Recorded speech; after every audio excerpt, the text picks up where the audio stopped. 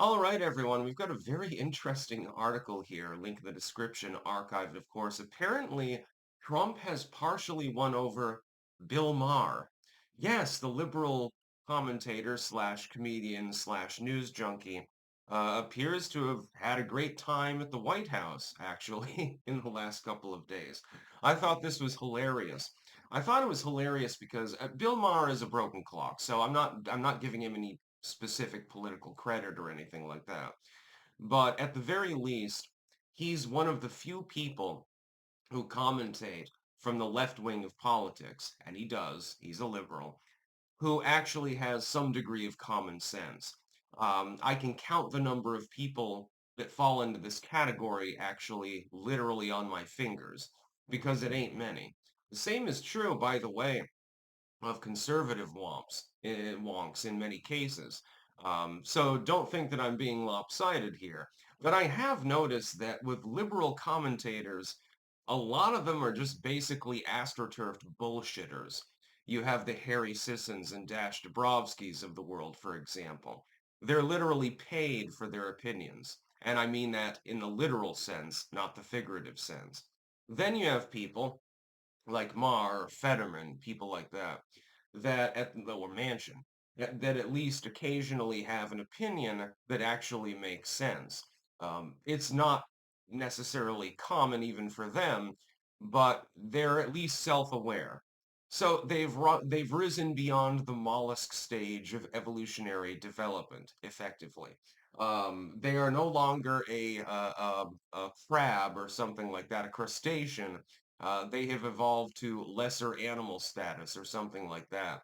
At least that they know that they exist. That's basically the best that you can say for them. When Mar, therefore, doesn't decline the visit to the White House and says, "Oh, I'm going to have Big Macs with Donald Trump." Yeah, okay, that sounds like a fun outing. Go golfing or something like that. And actually has apparently a fun time and says, well, no, he was measured, he was perfectly fine. This is a little bit different from the coverage, even again, from the liberal commentators. And this is the point that I really wanted to make. That's a little bit different from how people talked about when they went to the Biden White House now, isn't it? With the Biden White House, you now have multiple people, journalists, Nancy fucking Pelosi herself, and so forth, saying, "Ah, yeah, he was in decline and he didn't know where he was. He was wandering around the hallways, muttering to himself." I strongly suspect that in the next 10 years, once Biden is gone, and Orange Man is no longer in the White House, they're going to wait until after that, by the way. I strongly suspect we're going to have a tell-all book by some staffer or some member of Congress or somebody else that was closely associated with Joe Biden saying he was a mumbling mess the entire goddamn time. Nobody ever bragged about going to the Biden luncheon. Nobody ever said, "Well, yeah, he was a great guy. Oh, he was so astute and he knows everything. He's really, really intelligent." Nobody ever claimed this. But now you have a liberal commentator claiming that about Orange Man, knowing full well, by the way, that he could be punished for doing so. Bill Maher might very well lose his job over this particular quip. I went to the White House and Trump seemed he's with it, he's measured, he's actually kind and gracious, he's a great guy. That is a very dangerous thing to say in this political atmosphere, unless you're on like the far right of politics, like you're fucking Kid Rock or something like that. Then you don't have to worry so much. If you're Bill Maher and you're a liberal commentator, generally speaking, although not 100% of the time, that's a little bit on the dangerous end. He's probably going to lose his job. He's probably going to get kicked out. I'm willing to predict that. I'm willing to predict that Bill Maher gets shit canned. They'll invent some other reason for it. They'll Me Too him or something like that. They'll say, well, he's a Nazi. He's got like not like Hitler quotes next to his bed or something like that. They've done this before. They did this to Trump actually as well. I wouldn't be surprised if they did that. Nothing surprises me at this point.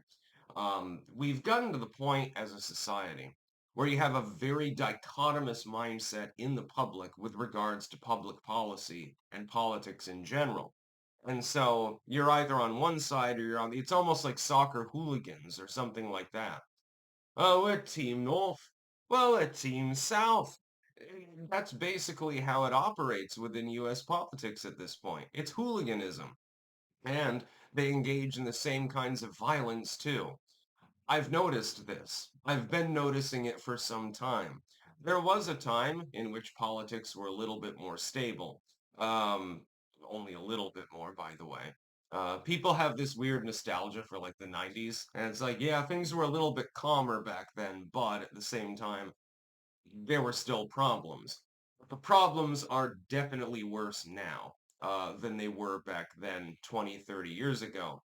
But Trump being able to win over Bill Maher, at least in principle, and giving him a hamburger, I suppose, or whatever he happened to eat at the White House. You remember that time, and this was hysterical. And it was panned by the legacy media. Everyone else found it hilarious. You remember when I believe the winning NBA team, or was it the winning Super Bowl team? One or the other, I can't remember which one, was, invited ceremonially to the White House because they won. And they had like huge stacks of McDonald's food. And the legacy media is like, what a cheap ass. And I'm thinking to myself, dude, people that are in competitive sports may sweat out 5,000 fucking calories a day. They probably do want a couple of Big Macs. These, I'm sure that they're not allowed, generally speaking, to eat much junk food anyway. They probably, yeah, they want the Big Mac. I would have preferred Burger King myself, but that's only because the Rutland Burger King is the only one apparently in the world that actually makes a good burger. That has a reputation as being ghetto and shit like that. Ours is perfectly fine. It's better than the local McDonald's. And my mom fucking works there. Just saying. But Trump, I think he's on a charm offensive, as it were. This is the other part of the story that I wanted to talk about briefly. I have a feeling that Donald Trump is on a charm offensive, and he's trying to win over some of these commentators that are kind of in the middle, like the Fettermans, the Mars, the Mansions of the world, and trying to get them on his side. I think that he believes that by doing so, and I don't think he's wrong, by the way, that he can have more of a mandate because he knows that the system, lock, stock, and barrel, by and large, is completely against him. They're going to stand in his way every inch, every step that he takes. If he can therefore get some of these people on board, he can probably, dumb them down a little bit. He can quiet them down. I think that that's ultimately his goal. That's about all. Peace out.